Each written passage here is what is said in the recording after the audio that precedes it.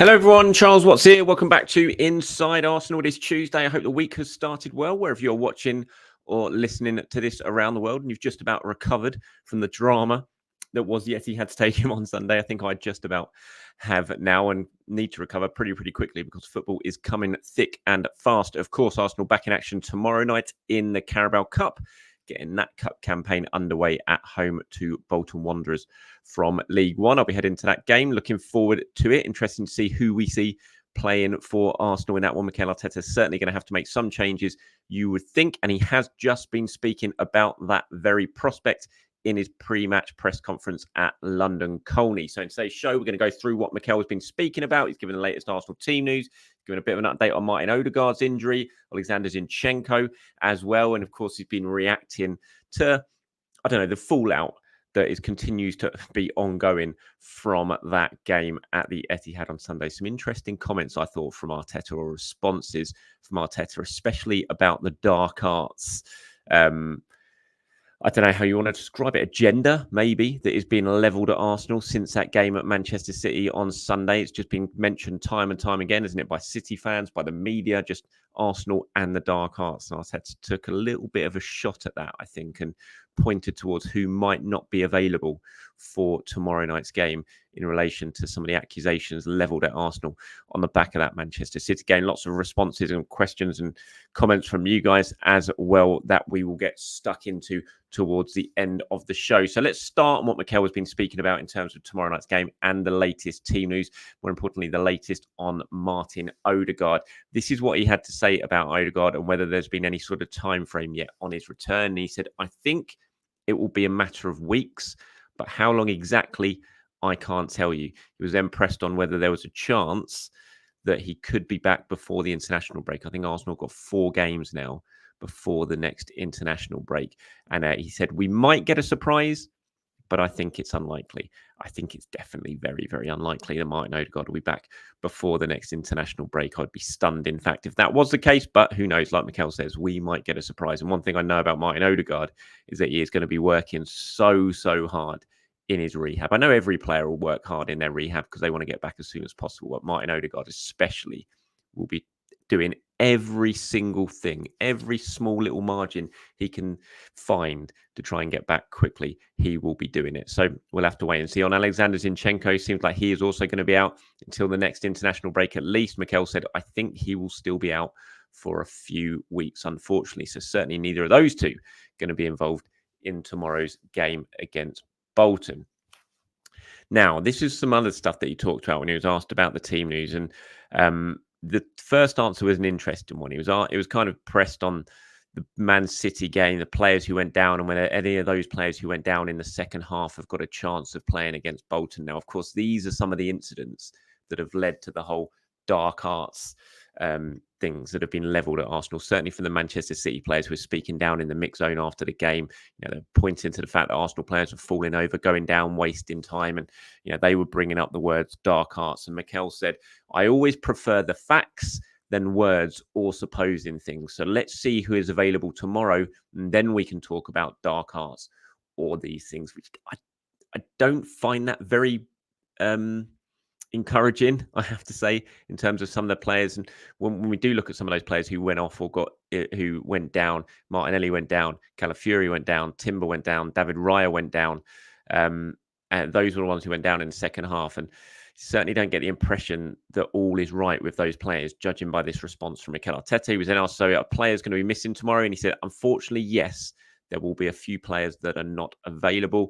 Were those players going to be Calafiori and Yuri Timber? He was asked, and he said, tomorrow you'll find out with the lineup. So he wasn't giving anything away there. He was then asked, were there any serious injuries picked up on Sunday? And he said, we have to wait on one of them, which again doesn't sound too encouraging. So we'll wait and see on the team news tomorrow. And if we get any more updates on players who are available, or more importantly, who aren't available. And it'd be a nightmare for Arsenal if any of the players who were out, who did go down against Man City and were forced off in the second half, like Timber, Calafiori, Martinelli were injured. I mean, David Raya as well, who was seen walking through the mix zone after the game, obviously limping very, very heavily. He finished the match against City, he was limping very heavily. I watched him in the warm-up against Spurs. I spoke about this in yesterday's show, and he didn't look great in that warm-up against Spurs either. He seemed to be limping as he walked off the pitch, and that was a week ago or a week before the Man City game. And if David Raya is injured for tomorrow night's game, is not available, then that does present some pretty big problems for Arsenal and Mikel Arteta. And why that presents some pretty big problems for Mikel Arteta is obviously that Neto, who is number 2, who's on the bench against Man City, is not available for this game tomorrow night because he's cup tied because he played for Bournemouth in the previous round. So if David Raya can't play, then who plays in goal for Arsenal? And that's quite a big thing. On Sunday, Jack Porter I think he travelled with the squad. He was on the bench for the Atalanta game with Neto, and he's a 16-year-old goalkeeper, only just turned 16 as well. And obviously, Arsenal signed Tommy Setford from Ajax, the 18-year-old goalkeeper, England under-20 international. But he hasn't played since the last international break with England. So he's obviously carrying something. They signed that Nygaard, isn't it, from in the summer as well, Scandinavian player. He's not available at the moment, I don't think. So Jack Porter, a 16-year-old keeper, was on the bench against Atalanta with Neto. And if David Raya can't play tomorrow night, then it could well be 16-year-old Jack Porter in goal for Arsenal for that game. I was looking, the under-21s played yesterday. I think it was Kari Ranson was in goal for that. There is Brian Okonkwo as well. So there are a few options, but they're all very, very young and inexperienced options. So the plan was definitely that David Raya would play in the Carabao Cup. I think when Arsenal sort of reverted to sign in Neto when they couldn't get Juan Garcia over the line, they knew that Neto was going to be cup tied for this game because they knew he played for Bournemouth, but they just figured, well, we're just going to have to play David Raya and bite the bullet in these games rather than rotate the goalkeeper. But if there's any sort of injury issues for David Raya, you wouldn't want to risk him in tomorrow's game because there's so many big league games coming up and he's in this absolutely top form. So they might well have to play a very, very inexperienced keeper against Bolton. So we'll wait and see on that. 2 other youngsters who could well play, of course, are Ethan Nwaneri and Miles Lewis-Skelly. Both have come on for some substitute appearances recently. Nwaneri coming on against Spurs in North London derby. Miles Lewis-Skelly coming on Sunday for those last sort of 10 minutes or so, whatever it was, against Manchester City. Huge occasions for them. Mikel was speaking about that and how they both adapted to those occasions. He was very glowing in the praise that he gave both of them. I'm certainly expecting to see both of them play tomorrow. Whether they both start, we'll have to wait and see. But I expect Ethan will definitely start, and I think there's a good chance that that Miles Lewis-Skelly will start as well. When he was asked about them, he said, look, those two are really pushy, really demanding. They want to see everything. They want more and more information. They love it. You can tell they are so passionate about it. They see the opportunity and they want to grab it with both hands. They are great to work with.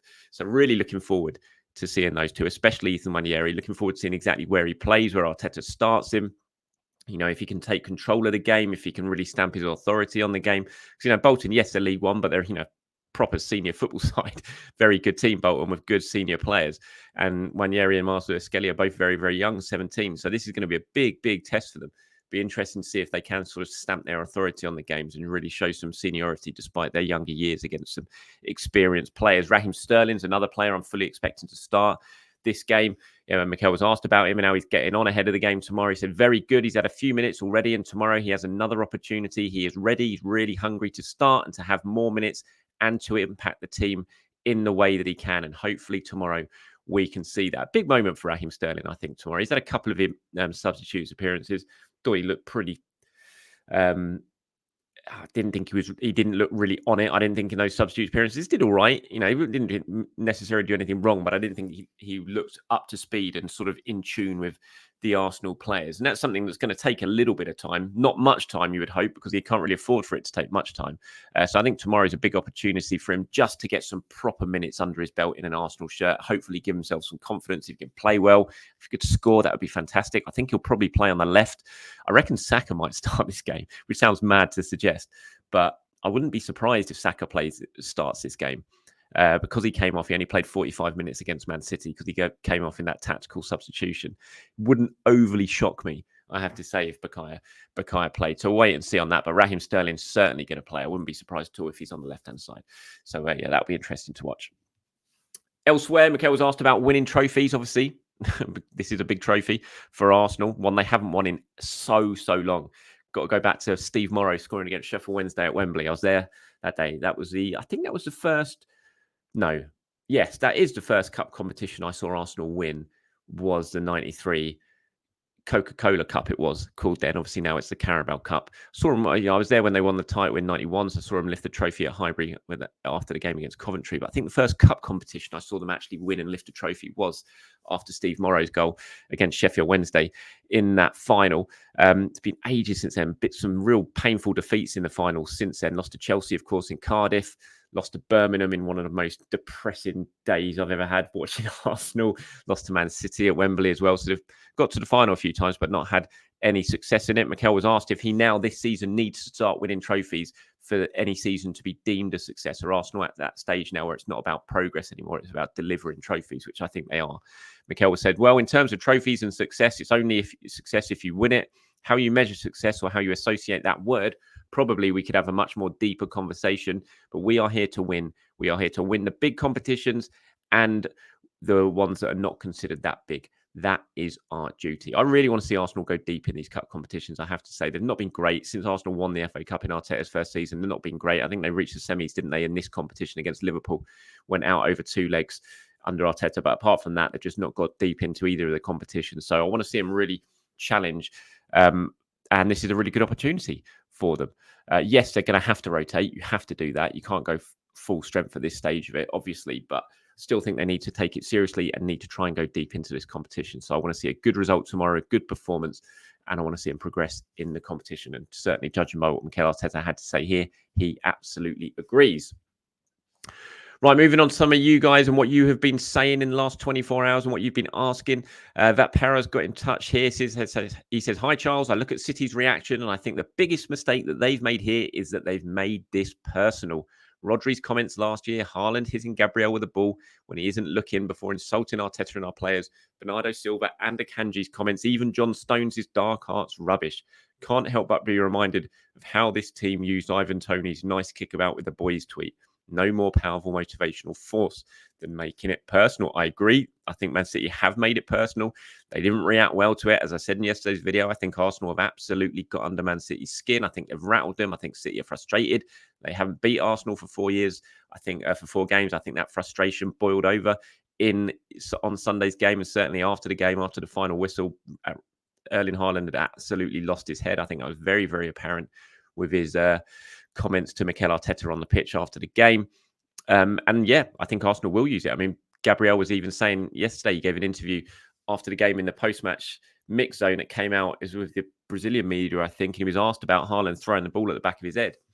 And he said it's, you know, it's football. It's what happened. So he didn't take it, you know, he didn't have a go at Haaland for it, but it was just like last comments he said was just, you know, now we'll bring them to our place and let's see what happened then, or something along those sort of lines. So, you know, it's already there in the back of Gabriel's mind. It's stored away what Haaland did with that ball. And I think Arsenal is certainly going to use that as extra motivation before the game when it does roll around in February. So, yeah, I agree with that, Para. I think Man City have made it personal and it'll be interesting to see how Arsenal react to that. In terms of tomorrow night's game, Aaron and Corey here have got in touch with their starting lineups. Aaron says Raya, White, Saliba, Kivior, Skelly, Jorginho, Nwaneri, Partey, Sterling, Jesus and Saka. He says he thinks it will be tight for Partey, White and Saliba, but we don't have much players in that position right now. Saka was subbed off early, so I expect him to start and come off early again for the weekend game against Leicester.